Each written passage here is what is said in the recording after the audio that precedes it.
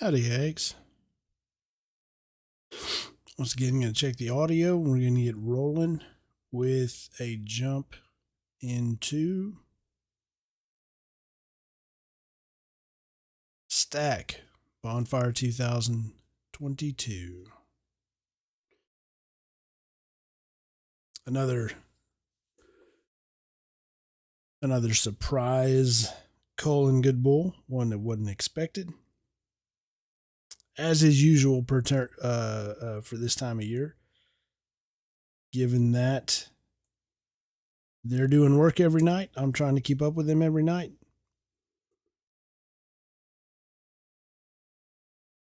Perfect. Audio sounds about as good as it's going to get with me.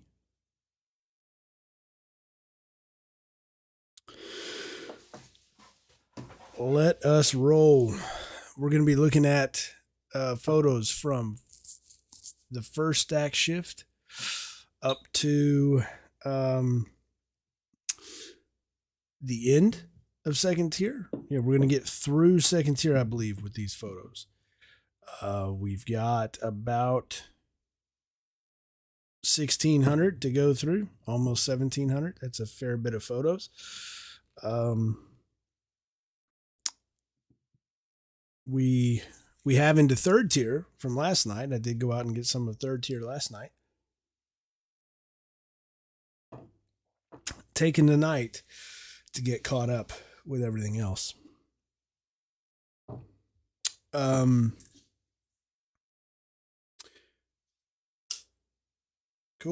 I think I'm all situated here.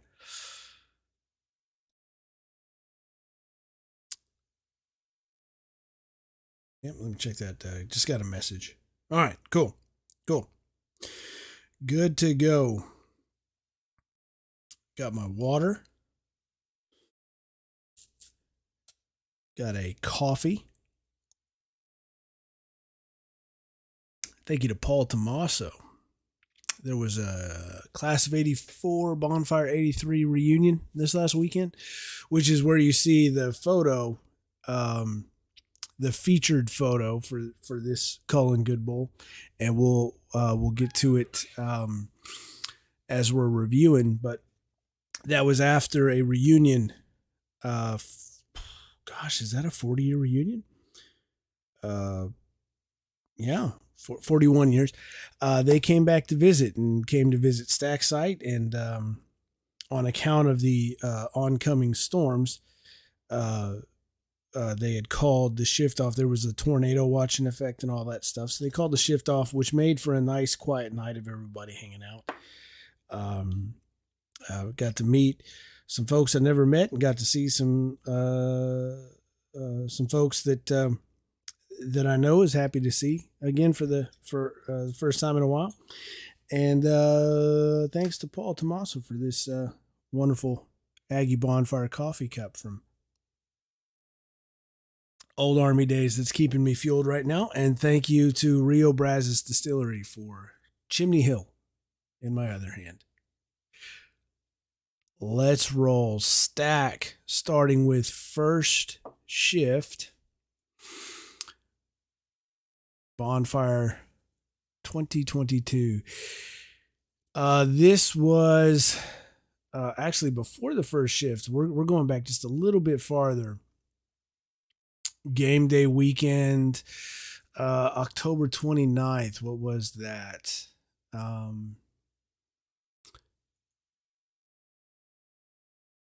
Yeah, Saturday. Saturday before the game, earlier in the day. Red Pot's checking the superset. So, and here's a good view of it. Not only is every log wired into Stack, but there are supersets of cables.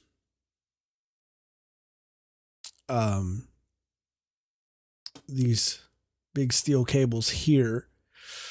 The wires are going to be, let's see if we can get a photo of the wires and the supersets together. You see some of the wires way up here. No, you don't. Let me fix this here. You see, there we go. You see some of the wires up here.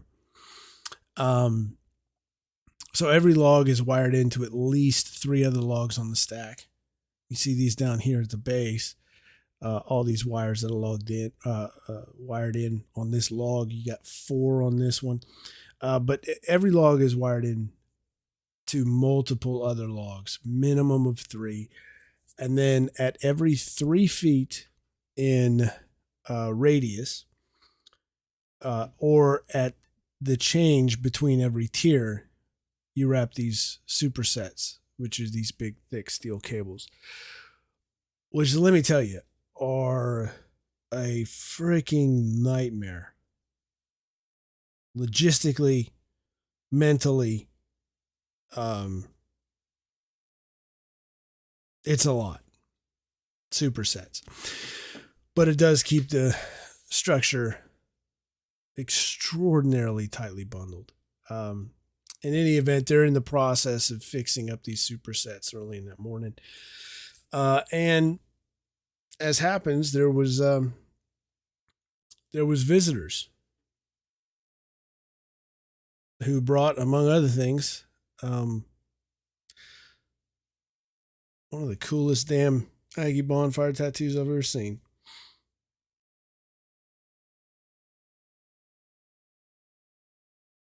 If y'all are watching, I do, those of you in the photo, I do have photos of y'all that I will get you. I believe we connected on Facebook. I know the seniors have your number. We'll get you those photos.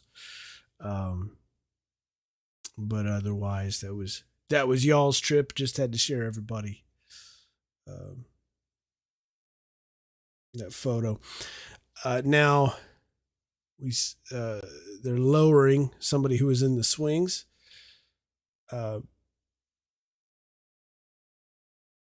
You know, the price you pay for getting up in stack. The price you pay is being raised and lowered into stack. That's what it costs.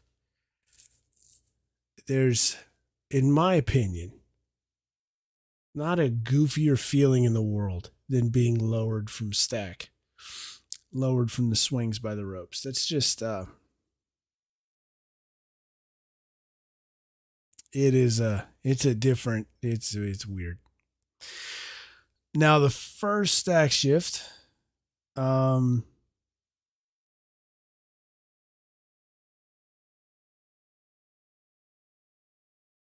good gravy. Yeah, we're going back not even to the first stack shift. We're going to chief stack. Holy moly. Yep. We're going to chief stack, Aggies. Even better, I'm going to have to update the title of this video. It's been a bit. It has been busy. So yeah, we're going back to chief stack. And so at chief stack, similar to chief cut, everybody's learning the ropes. You know, you've got the same rules to abide by every year. You've also got new things, adaptations or whatever that might have been addressed over the off season. It's also it's a great time for everybody to get their bearings. We talked about the last photos that came out were red, brown, green stack. And that's a great opportunity for all of upper leadership to kind of get their legs underneath them as to how they're going to lead in this new paradigm. It is a very different space. And then chief stack is a great opportunity for the leaders to learn how they're going to operate in this space, but it's also a great opportunity for upper leadership to warm up on how they're going to lead the leaders. So it's a very deliberate and thoughtful, and once again, shockingly evolved and highly tuned system of getting this high stakes environment ramped up in the right ways. Nobody's thrown in. Everybody's been preparing for a long time, and you get everybody at the right moments dialed into to what they need to do.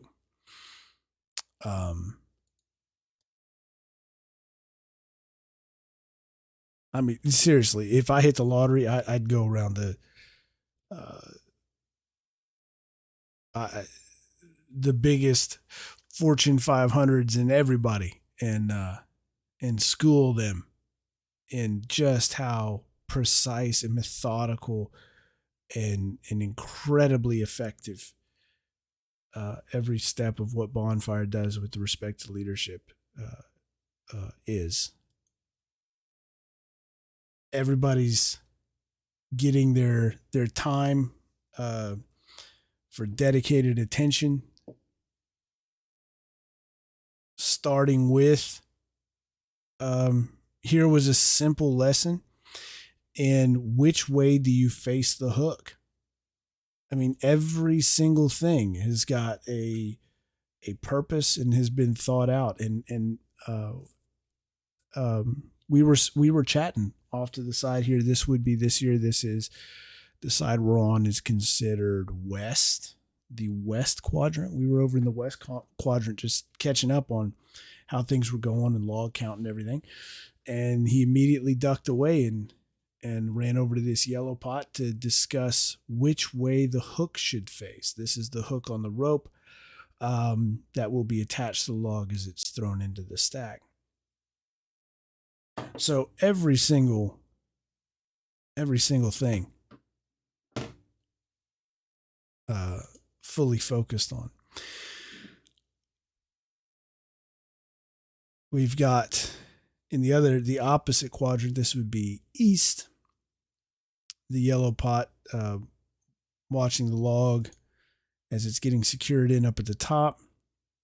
You see the Y sticks here. This is the tong or whatever, the arm of the Y stick that would be over in this direction.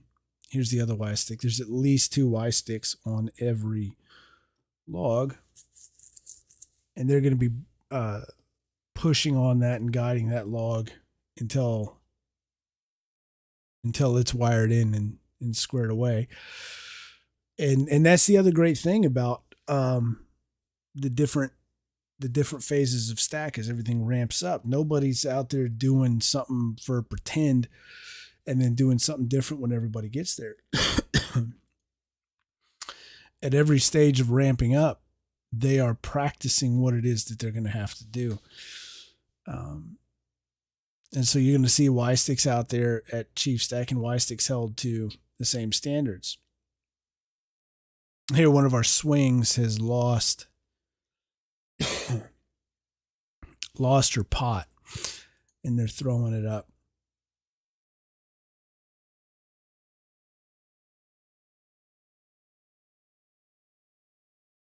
I think I like that one.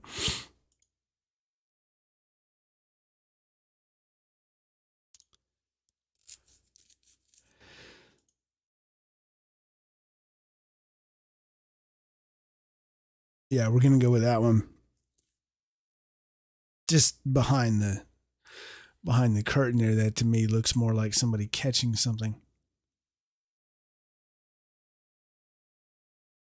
Now, first here, keeping in mind this is a 32-foot tall interior. So at this point, I guess the level of these swings is going to be at about, what would that be?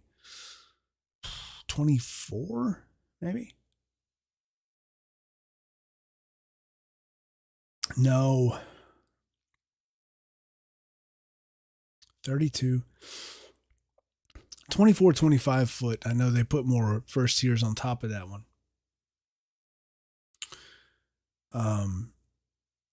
The second tier is going to drop down to the height of the top of the logs on the second tier is going to be 25 feet.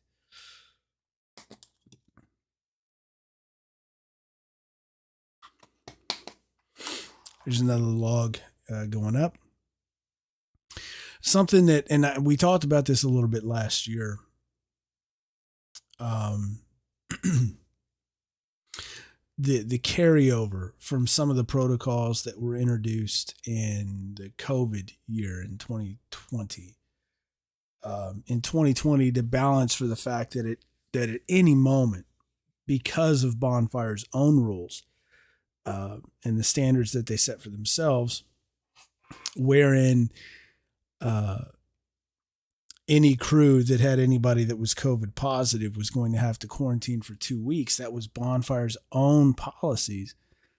They knew that set them up for losing a lot of man hours on the job, and so they started cut earlier. You see that carry over into today.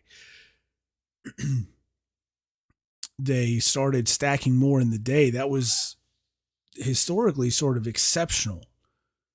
Um, the effectiveness of stacking during the day in 2020, when it wasn't yet necessary to do that, that was so useful that you see that carry over last year, 2021, and again 2022. So for I believe this was an evening game.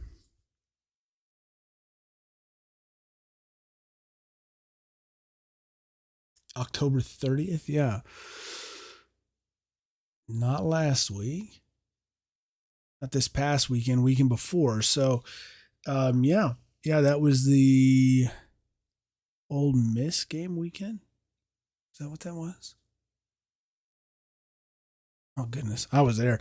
In any event, it's an evening game, and so you get your work done during the day. Don't lose the whole day when the game is in the evening.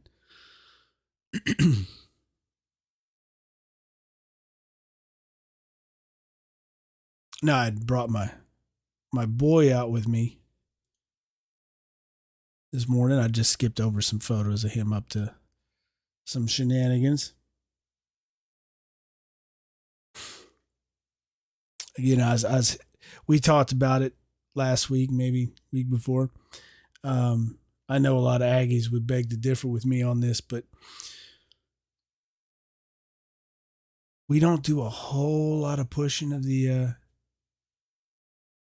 something that's very important in this house to us is being Aggies, my wife and I. But when they decide they want some, they can participate, and the boy indicated that he wanted to come out to cut with me in the morning. And so he came, and I was just on pins and needles waiting for him to say, I've had enough. And I'll tell you, he wanted to stay longer than I was ready to get back to the game. He was having fun building stuff with the Browns. They were getting the Brown shack all squared away, setting up their walls and everything else. Pulling on chains on the trailers and tying ropes to logs, having a good time.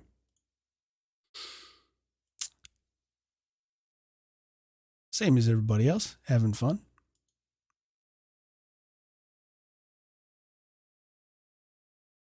Now, let's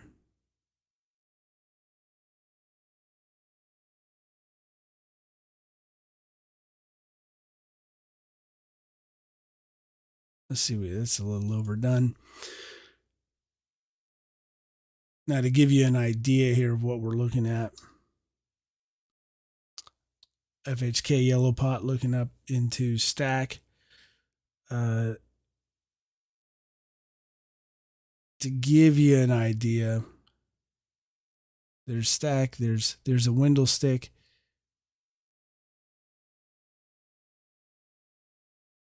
This is the angle that actually is. Window stick, right? This is probably not correct, but almost guarantee you it's not correct terminology, but what Dutch angle, some weird sideways angle on the deal, which actually makes it look straight up and down. Now, it's called Chief Stack, but of course it involves the butt pots from the Corps Cadets as well. So they're out there. And again, every week, somebody who's new to the whole thing jumps on, and here's some terminology. Butt pots are, of course, red pots are red pots because they're pots. Their helmets are red. Brown pots are brown pots because their helmets are brown, whatever. Then you've got butt pots, which are the junior leadership of outfits in the Corps Cadets. Butt pots coming from the Aggie terminology, surge butt, referring to the surge pants, which are a piece of uniform that historically was not worn until you were a junior. You got to wear the surge pants, which made you a surge butt when you became a junior. So the juniors' leadership for the Corps would be butt pots. See?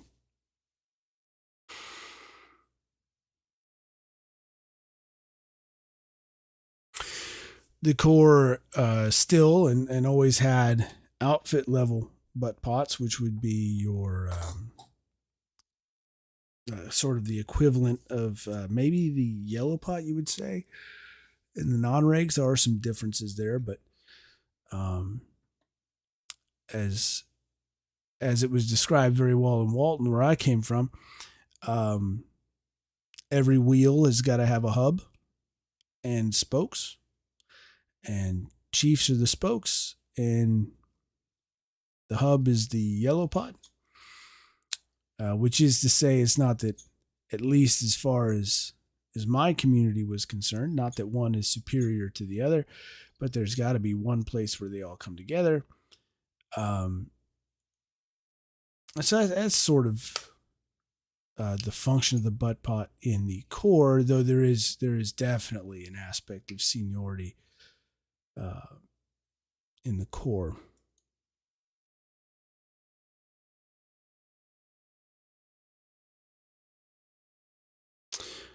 I'm just checking here. Make sure I pick the right one.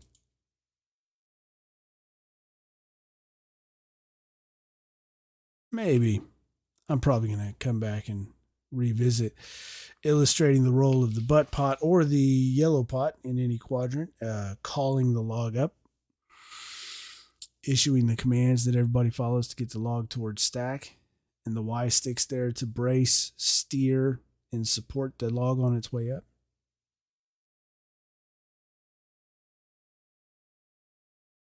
You see the log making it to the swing.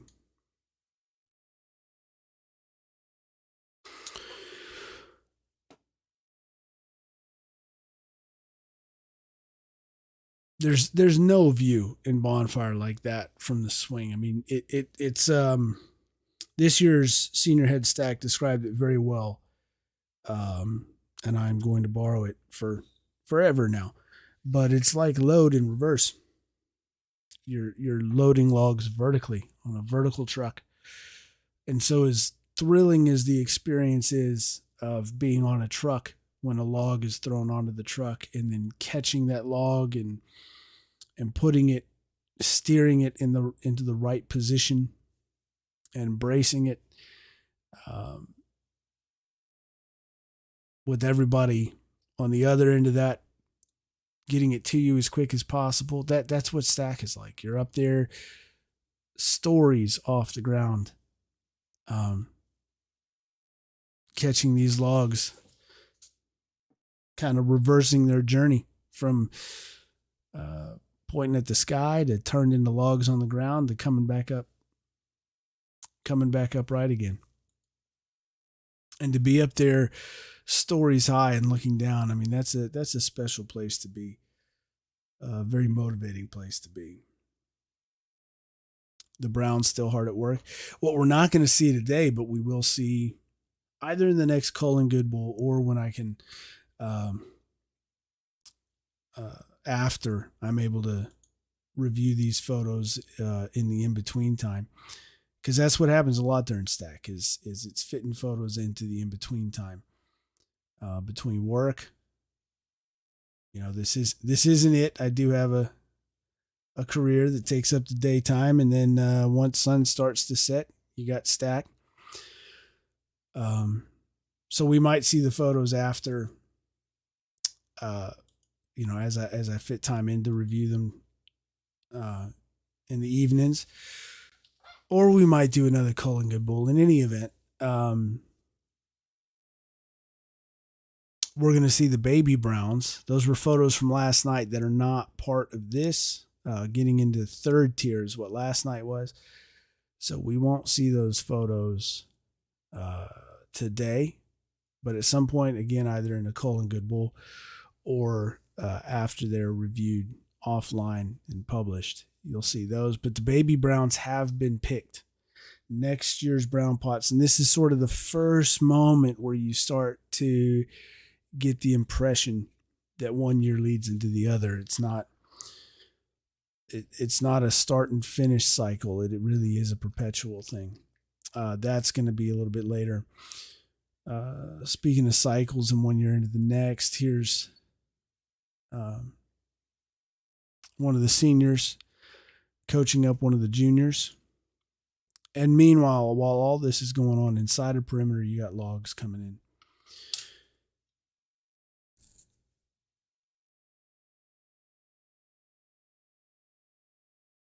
I do like events like Chief Stack and Chief Cut, because of their reminder that,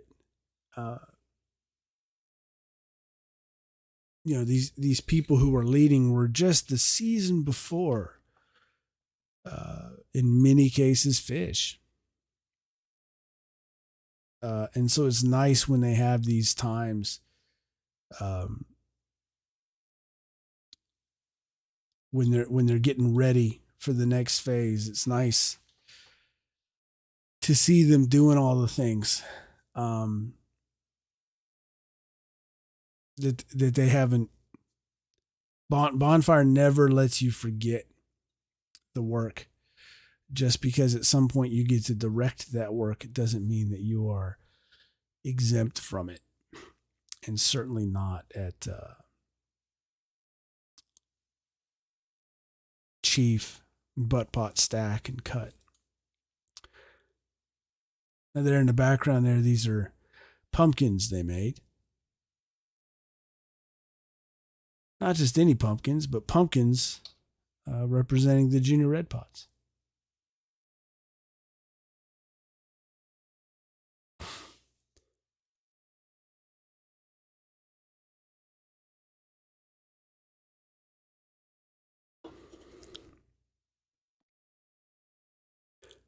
As is obvious to anybody who's ever built it, and pretty quickly apparent to anybody who's just kind of starting to understand it.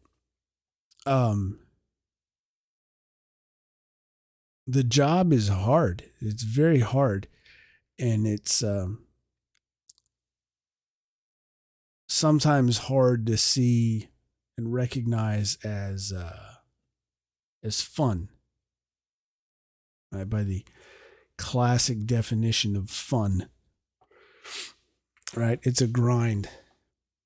And to my mind, one of the great and many contributions of Aggie Bonfire Brown Pots is that even in the midst of what can be very hard to describe as being fun, the brown pots are injecting humor and levity,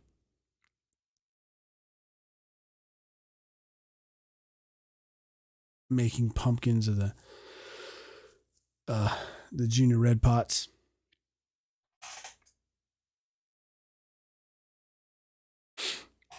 Now, at some point, it wasn't on this log, but there was one log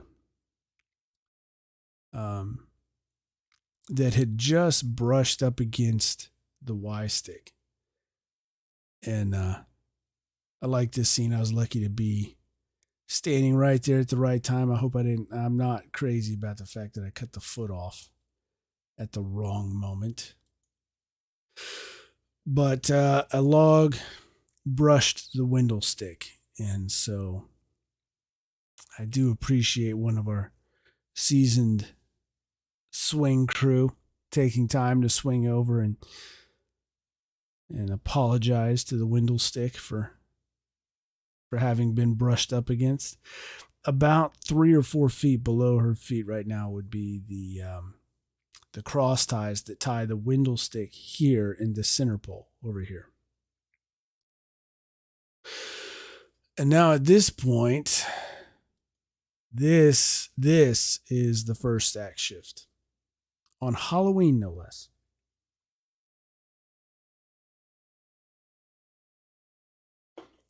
So I'm just walking up on it now from where I would generally park this year.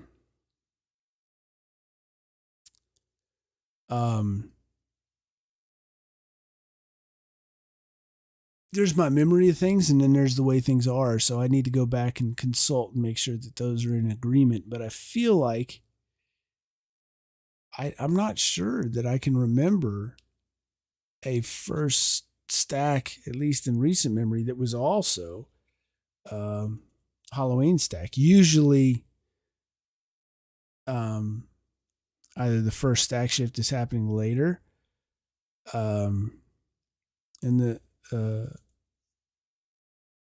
after Halloween, to my memory at least. I'm gonna have to go back and double check.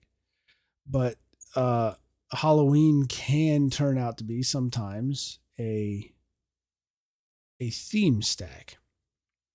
So those were introduced some years ago. Every now and then, just throw in another fun thing.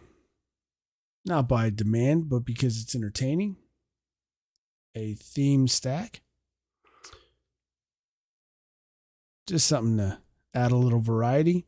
And so as we're going to see here in the Halloween stack photos, there's you'll see that folks got into it a little bit. Got into the mood.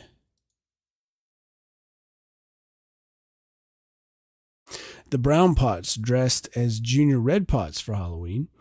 You can tell by their costume of an unpainted pot with tape on it. Of course, they didn't put red tape on it. That would be taking the joke a little bit too far. It's brown tape that they've got on their pots. We see some other stuff there. They're hiking along a log in 2-stack, budding the stack by hiking.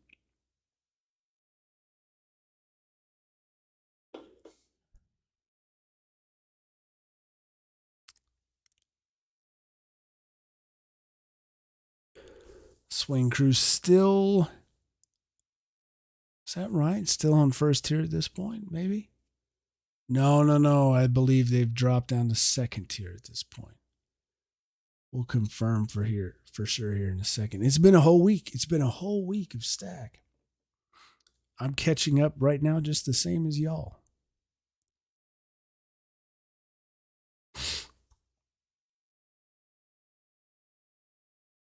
As much attention is paid on the ground, the same amount of attention, maybe even more, paid up here in the swings to making sure that you got your points of contact that you can wire into the different logs all around. You can have multiple points of contact and tying in.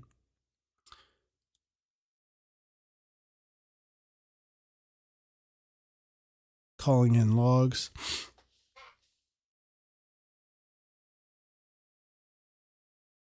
Now, in the past,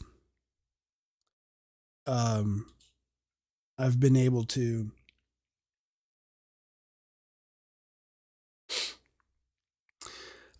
kind of warm up, the same way that Chief Cut was sort of a warm up for taking photos at Cut.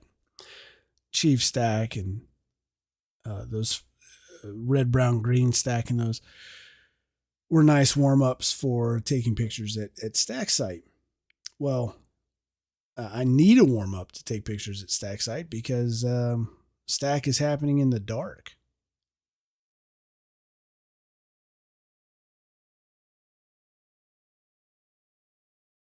And that's not super easy to get accustomed to.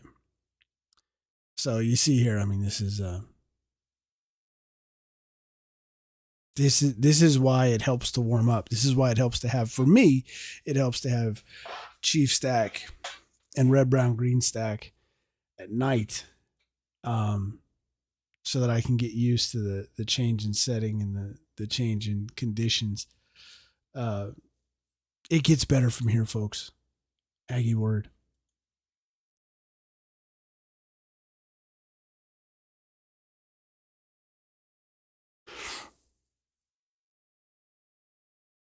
I wound up going closer later to get a better view of the pumpkins that the Red Pot's made in front of Red Pot Shack.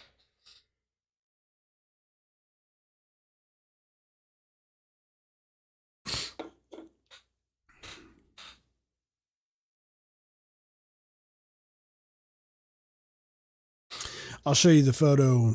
Maybe if we have time, next time we do a Cull and Good Bull of Stack. I'll remember next time to get this photo ready.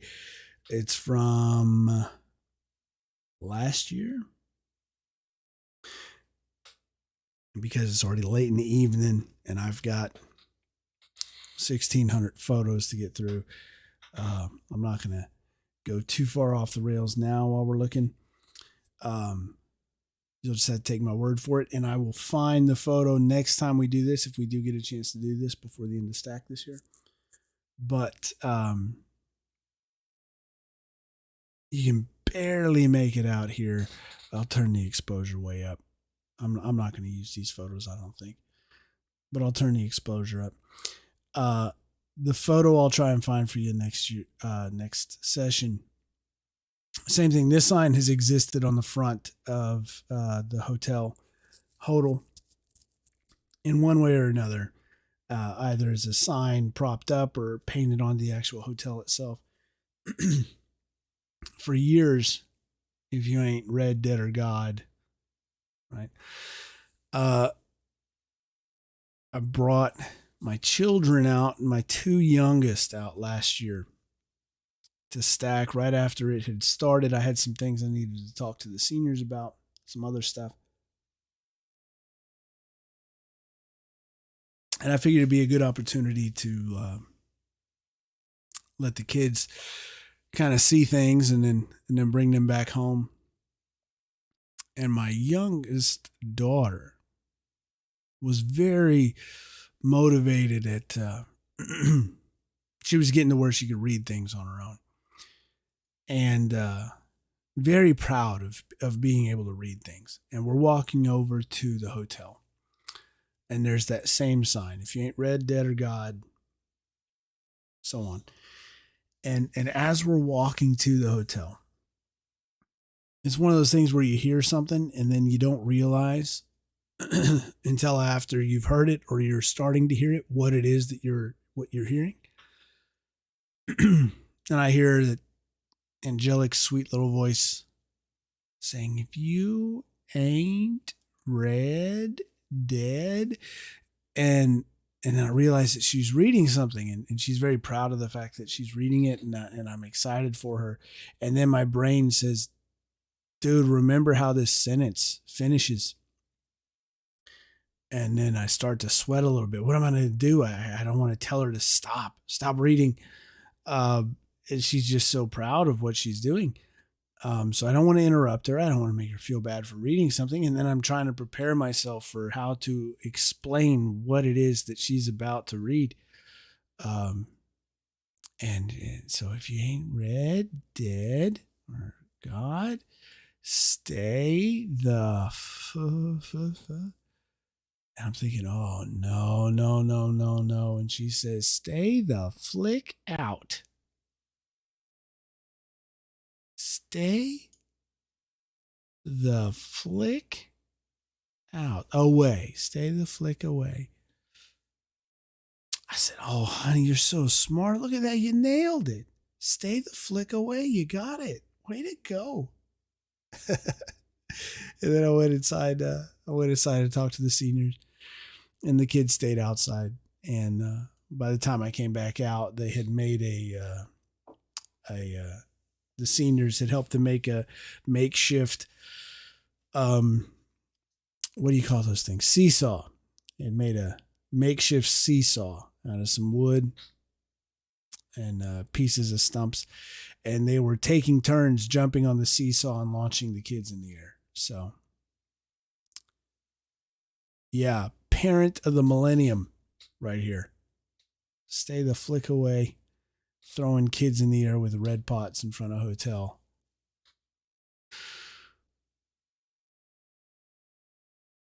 Core butt pot, measuring a log.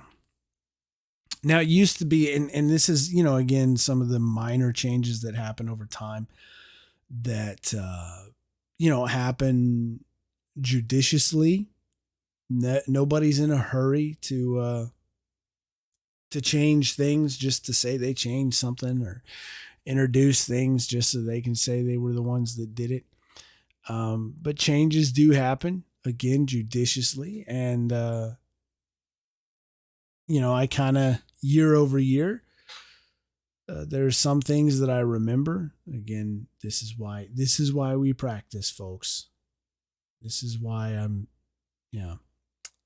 not great. We do better at some point. Definitely not here either. In any event,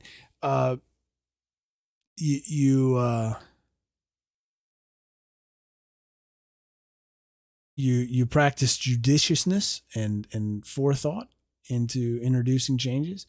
You make them incremental and responsible, and you make sure that you have a way to learn from the changes you make, either to further commit and go farther down the road of those changes, or to back out and take note of why the change that you introduced doesn't work. One of those changes is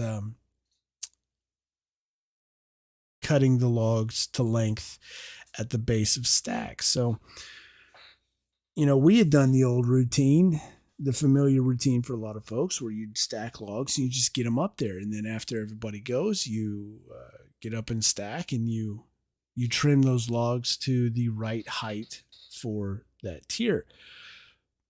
And then in time, the measurement was happening on the ground. So you don't have anybody trying to trim logs up in stack. That went away. Very smart move, an incremental move. But, and let's see if I'm pretty sure I can illustrate that with one of these photos here. Bring the exposure up just a little bit. You almost have to underexpose as practice here in the dark of stack. But you can see out here, this is the perimeter line. It's almost perfectly defined by light. The line from one pole to the next.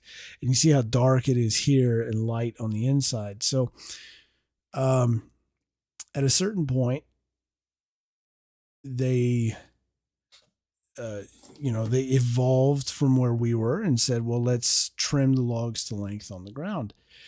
And then after they had done that, what you end up with is trimming the logs out in the darkness, which it's a step up in that you're trimming the logs in before you put them up on the stack, which is useful. But you're out in the dark, and the best you can get is, in some cases, a flashlight. And you're not getting a picture of the entire log versus where it is that log needs to go. And after enough times of bringing a log in, after you've taken all the time out in the darkness, again, here's an example. The perimeter line is right here, and you see how it fades into dark very quickly. So if you're out there sort of in the dark, trimming the log to length, and then you bring it in to the place where you want it, well, sometimes you realize that you just spent a lot of time measuring and rolling and cleaning up that log. and just the way it's shaped and maybe the way it curves or its profile from top to bottom, the size and everything. Um, sometimes it takes getting it right up against stack to get a picture of, is that log going to fit or not? And you had too many occasions where a log trimmed out here in the dark would come up against stack and you'd realize actually it doesn't fit here in this spot. And so you got to take it back out again. And best case scenario, you take it back out and a few logs later, it has a place to fit. But maybe you got to take it to another quadrant. Or worst case scenario, you bring it in and realize, man, this log is just not going to work at all. And now you've wasted all that time on a log that's now going into the firewood pile. So the evolution that happened is that, and here we see the costumes, more of the costumes in play. There's the butt pot giving guidance to the Y sticks there, getting those up. And when you can't come into contact with and help that log and contribute to that log going upright, then you get out of the way because you're not useful at that point. And so that's where he's headed. Yeah, so one of the evolutions there is people realize that, well, hey, why put time into a log that might not fit? The best way to know if it'll fit is bring it up to stack and then measure it and cut it to length and figure out, are you going to cut off this end right here? Here's a great example. This log has got a bit of a curve at the base. It's going to have extra length up at the top. So does the place where it fits, is it more useful to have this curve at the base and have it fit in that way? Or do you want to cut this off?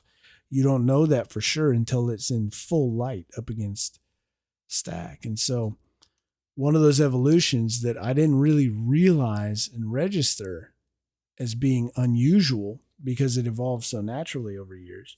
I didn't realize that until last year. And I guess it was my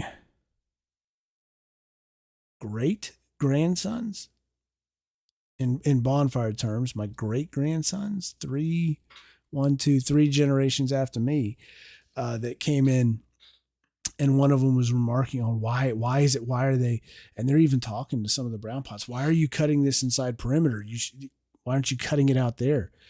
Sort of, after years, the bonfire that you knew and the processes that you knew are different.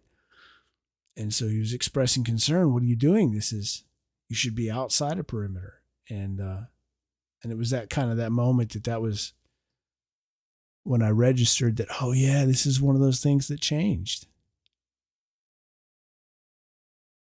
You forget until people from years before come back and remind you that, no, this isn't the way we did that. So unusual that we feel like we need to say something to the Browns.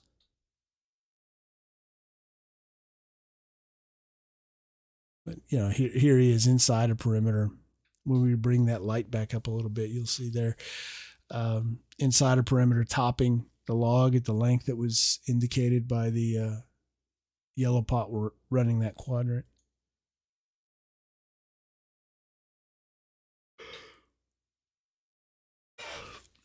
A lot more rolling inside a perimeter. Again, this is the sort of thing that would have happened outside perimeter years ago.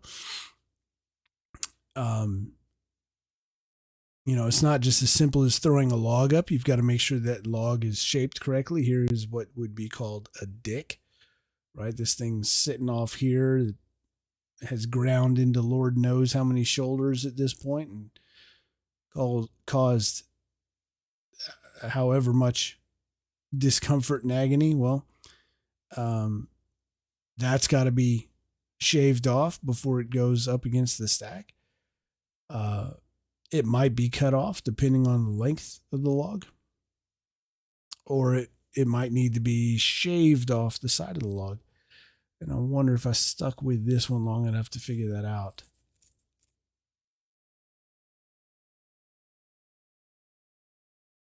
No, he's just getting it fit. Um, so we missed dicking or topping that one. Believe, yeah, we're going to catch a log. Hopefully we catch it coming up to the swing again.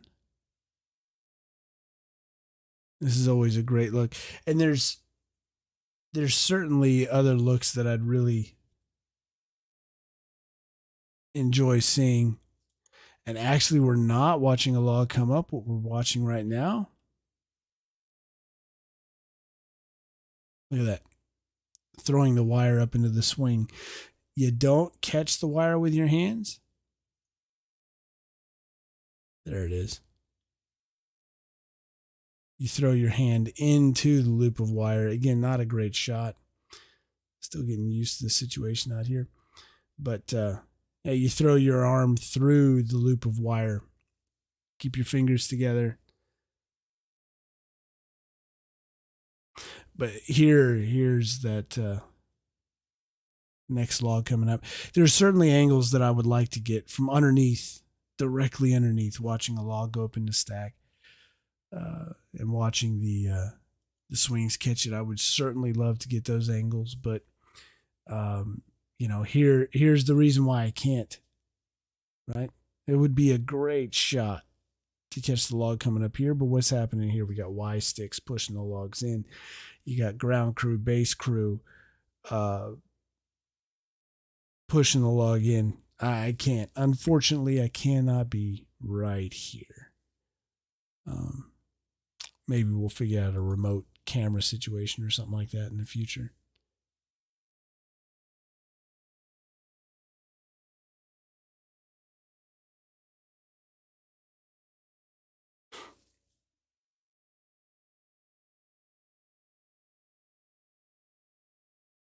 I think here, yeah, I'm sneaking a shot through between the windle stick right here and stack there. There's better ones I got of that later. Still between stack and one of the windle sticks.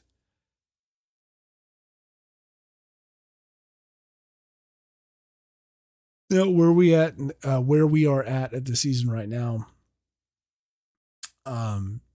they are almost to the windle sticks. In fact, at head height, they are at the windle sticks now. So last night I took my last photos of the season of shooting through the windle sticks.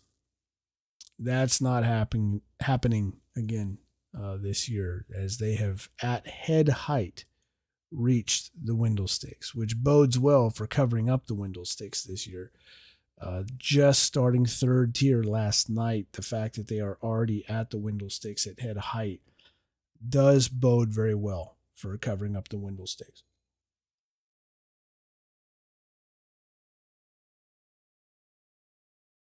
But that cool shot of shooting between the stack as it's reaching out towards and almost hitting the windle sticks, that is over for this year. That's not going to happen again until next year. Another of the long line of photos that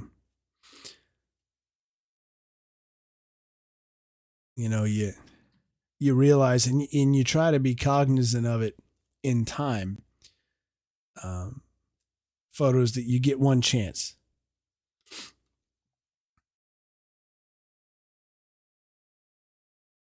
And you're not going to get that chance again until the next year. So that's the end of the first stack shift, and let's start getting into the second stack shift. And now we're to a more standard stack. No Halloween theme night. This is into a regular stack, which is, I believe there was a day lost for rain is what happened. And the schedule got thrown off by a day, where Chief Stack was supposed to be when the last day of red, brown, green stack was held. There was supposed to be a chief stack instead, but everything got pushed back on account of rain. And so that's what made the first stack shift be a Halloween stack.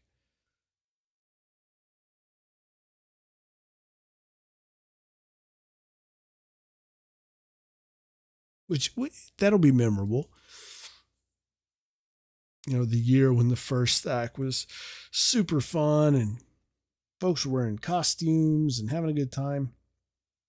But we kind of joked about how, boy, it's going to be a shock when they come to the second stack shift and realize, oh, wait a minute, this is normally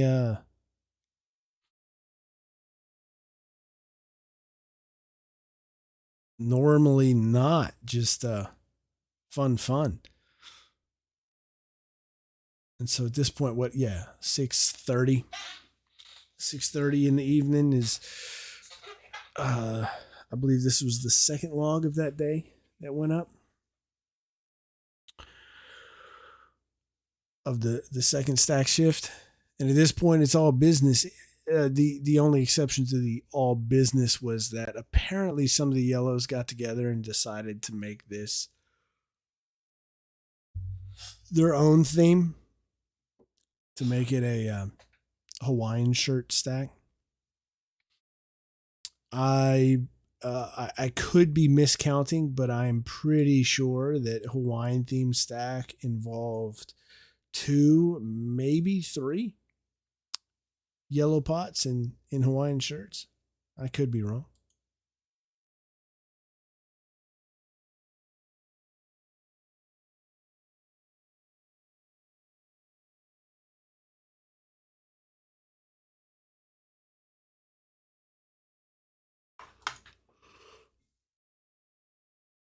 Rope crew.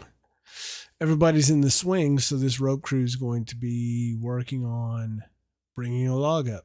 Yep. So you see the rope coming back down from the top of stack down to the log, which is there in front of the yellow pot. Ready to call it up, and there it goes.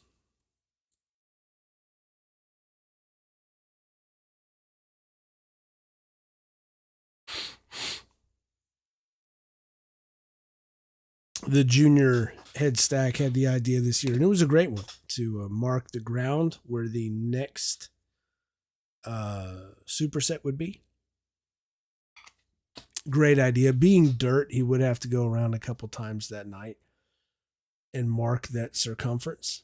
But it was a good way to kind of clue everybody into what outline they were supposed to be filling in, and also give everybody a really solid idea of how much farther they had to go before their next superset. This is that weird time of night where a beautiful sunset starts, which is in this direction, starts to come up against the stack lights. So this is a different light that's hitting this face of stack than what's going on over there. Can be a tricky time of evening to shoot. But pretty quickly, I mean, you see the faint sunset there in the background. But pretty quickly, we're into nighttime.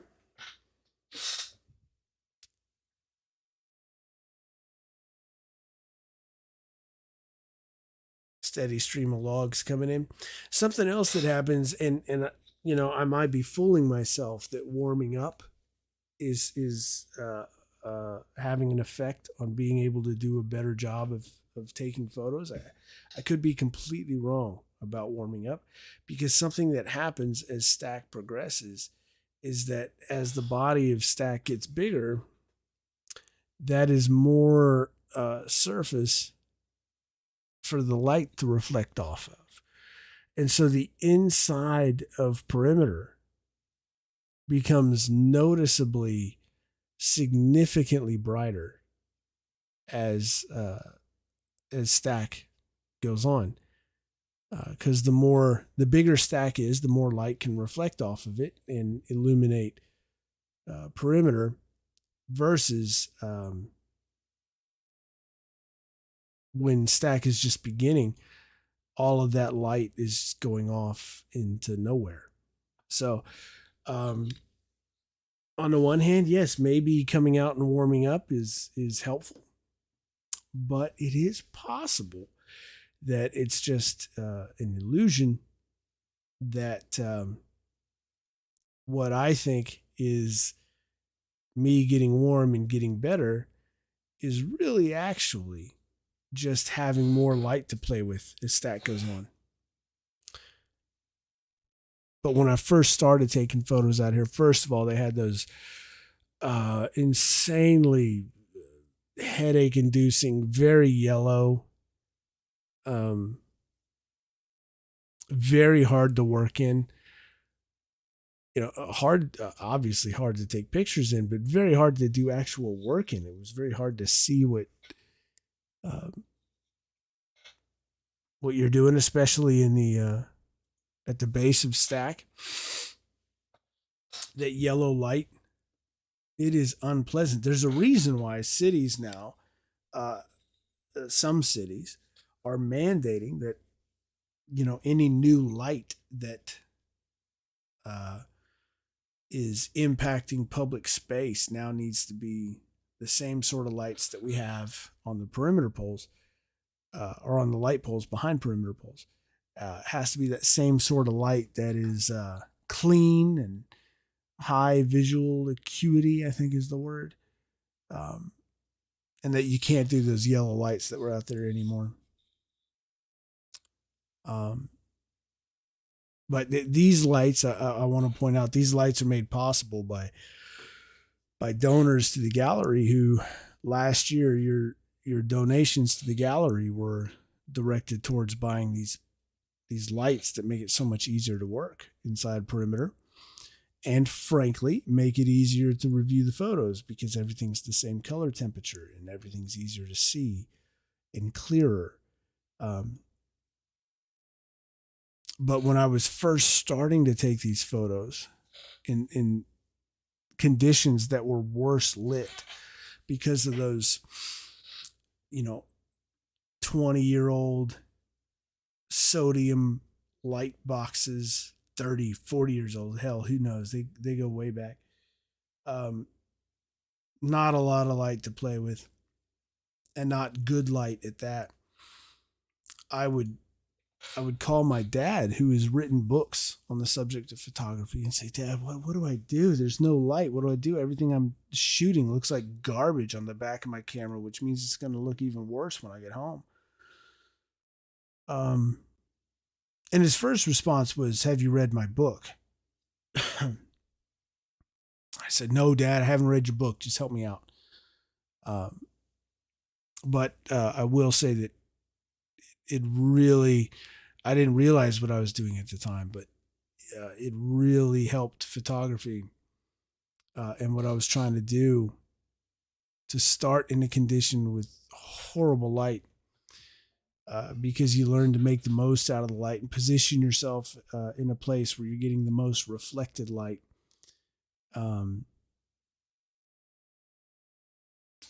Like I said, almost completely not conscious.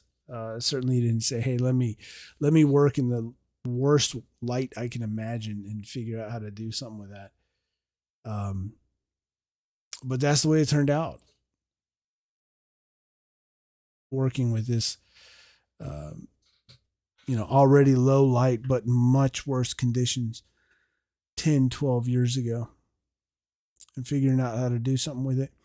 But, now with these lights like this, when you get out into third and fourth tier, there's enough body of stack that it's almost a completely different environment, the amount of light that's available to you. So I think here, yeah, the rope has been sent back. So he's trying to put the hook back where it belongs. Yeah. He's putting the hook back where it belongs. The log is already up here.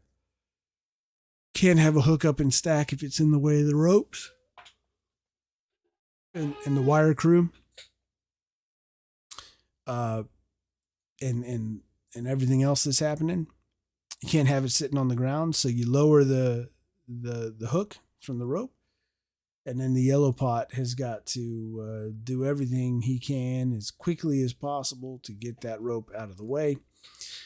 And you don't want a whole lot of slack in the rope, and so there's a fair bit of hustle and externally induced motivation from the junior red pots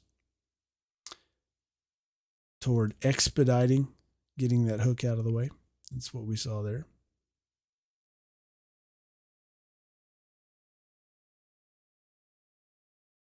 So many logs streaming in. And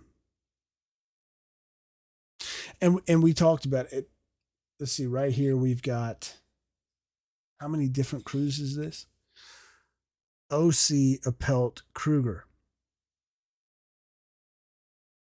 Yeah. One of the great things about Stack, that's 3 different crews, 3 people, 3 different crews in one photo. That doesn't happen in the woods. It's one of the great parts about Stack is the different communities coming together, working together when they haven't worked together so much before. And then, there's that element of just the direct social inter-crew involvement. But then there's also that sort of unspoken thing, which is all of these things coming together, all these logs that, other people cut down, that you cut down, everything. Watching it come together from the disorder of the woods into the order of this. So many acres condensed into this structure that you're reminded that sometimes, even without thinking about it, that you're all participating in this thing together, coming from your different spaces towards the same space, and stopping at moments like this for brown pots to continue to mess with the yellow pots. In this case, attaching a Coke can to the hook and sending that hook up far out of reach of the yellow pot so that the yellow pot can get yelled at for having a Coke on his rope.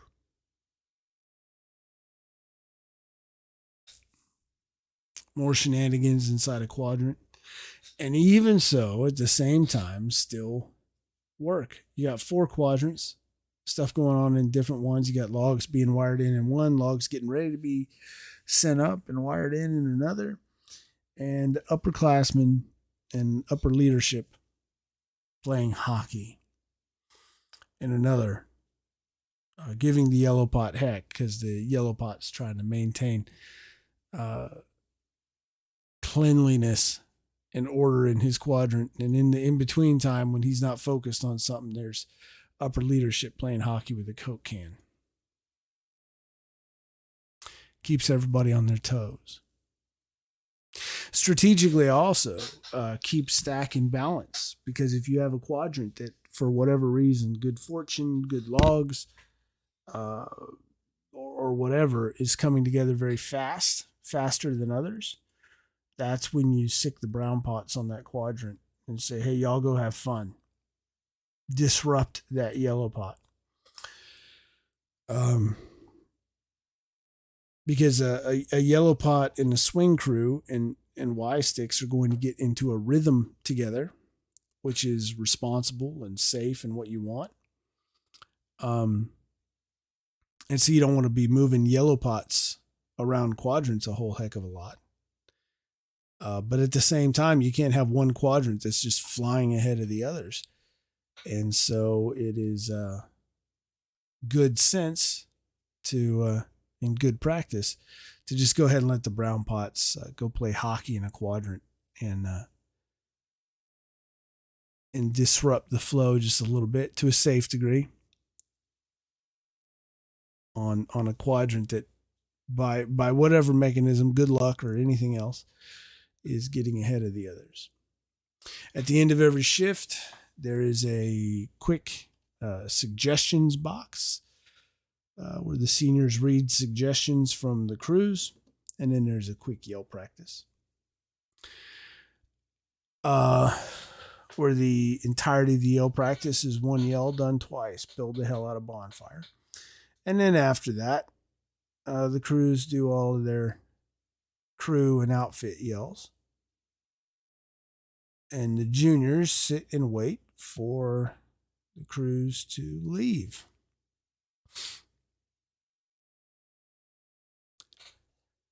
Now we're into the third or fourth stack shift. And at this point, on this day, I brought out one of the new lenses that your support made possible. A macro lens. And I really wanted to get into the details of what wiring stack looks like. That was one of the purposes of that 60 millimeter macro. Thank you to everybody who helped make that possible. Able to get right up on details of things. Play around and see if they worked out.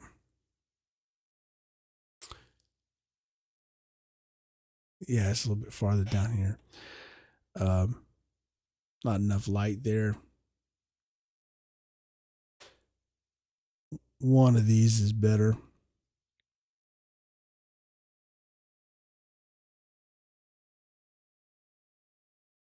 Nope.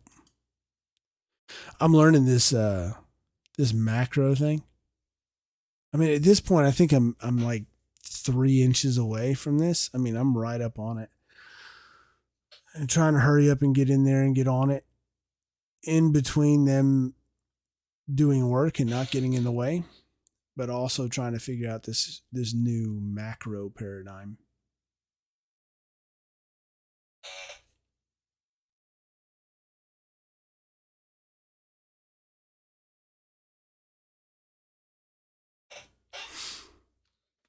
Not the greatest, there's some kinks there, a little lack of uniformity in the tightening there, but still a good example of wiring a log.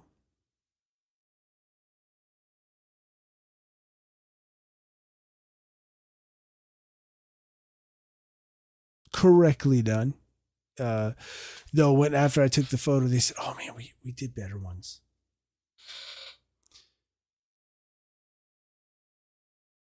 And a little kink there. It's all right. Don't beat yourself up. Looks great. But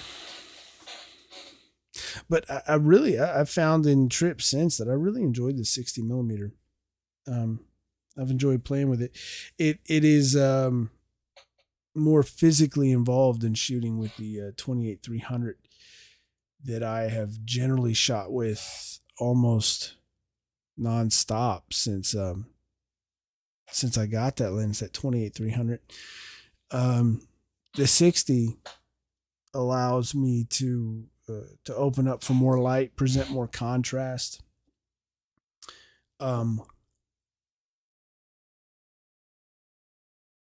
Starker depth of field, that sort of thing, which is all stuff that is in a style that I enjoy. But what it also requires, because it's not a zoom lens like the 28-300, it's fun to shoot with because it requires more mobility. I can't really just stay in one spot. If I want to zoom in, I gotta move in. If I want to zoom out, I gotta move out.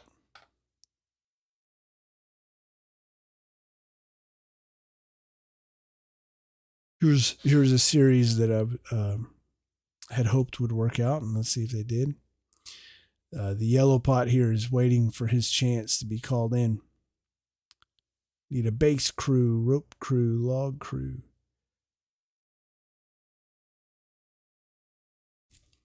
And so you'll find people on perimeter waiting for that call so that they can run in.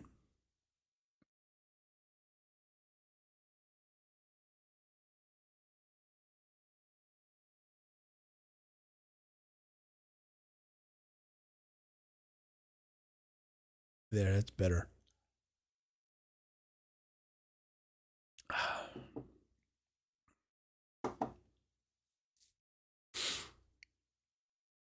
The OC yellow pot calling it up.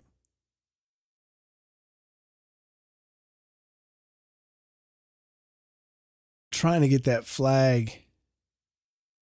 Flags are so tricky.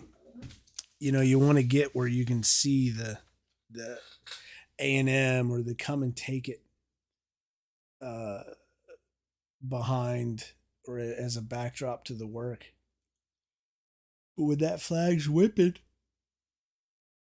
that flag is whipping, which makes it an interesting photo to take.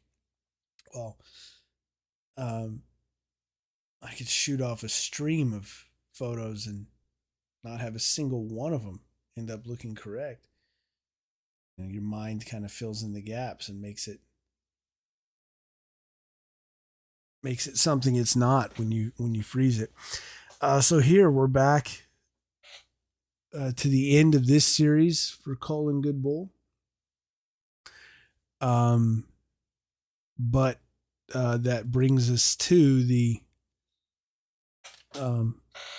first shot, the preview shot for this Cull and Good Bull session, which is the storm moving in.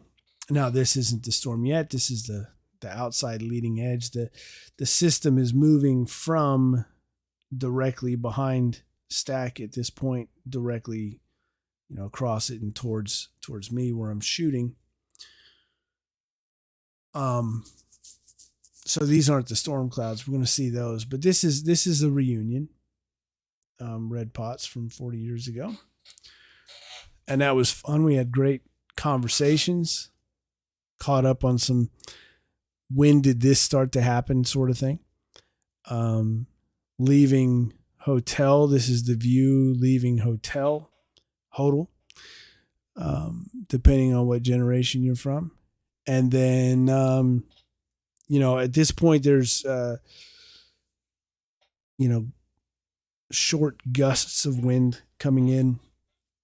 You can see and feel even way out in the distance something coming. Upper leadership, some members of upper leadership stayed behind the guard stack, and the reunion class took off, and I went to meet them at Jay Cody's. If you get the chance, if you enjoy bonfire photography and seeing, what bonfire looks like to people who are familiar with the process, go to Jay Cody's. There's photos all over Jay Cody's that are brilliant.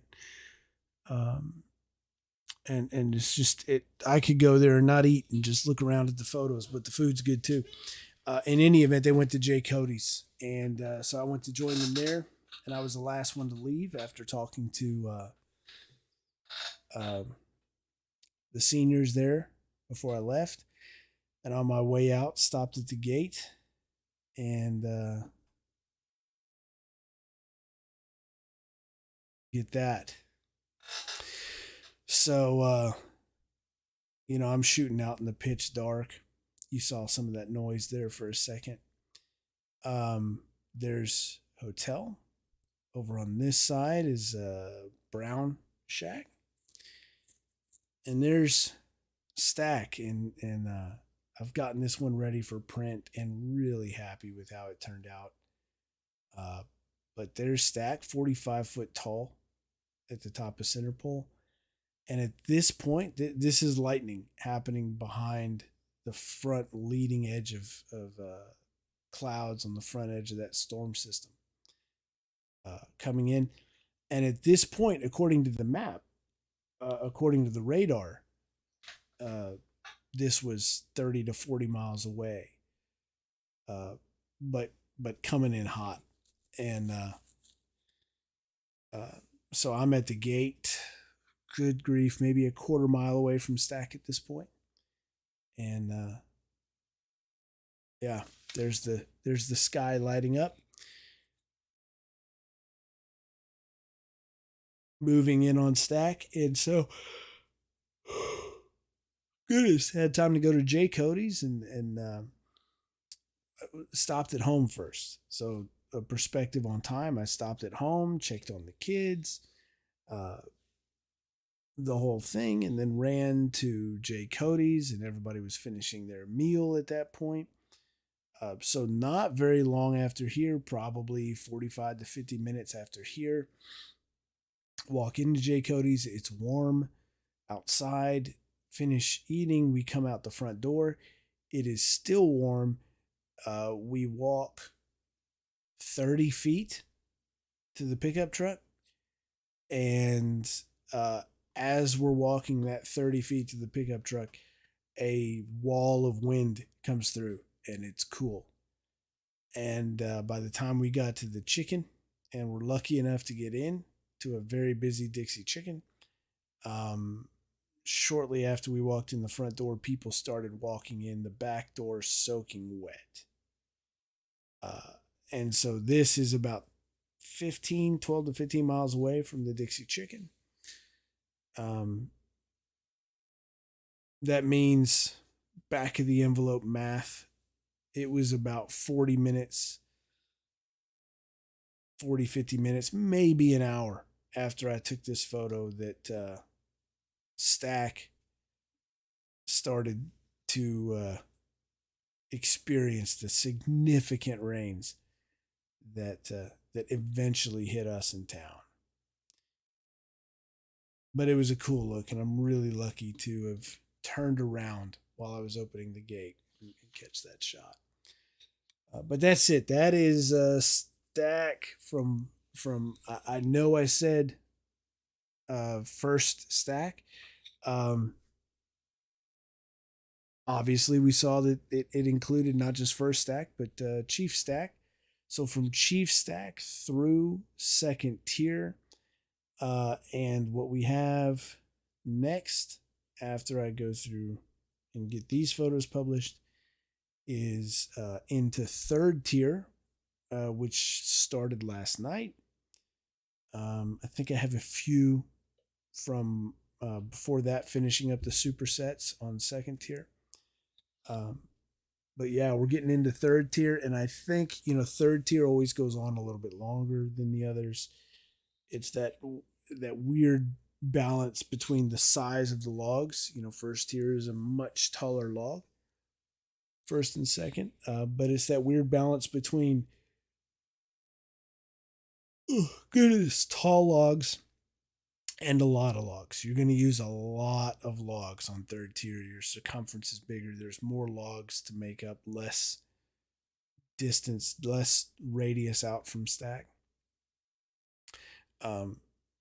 But it's a weird thing. As soon as you finish third tier, it's like the rest of Stack just takes no time at all and just flies.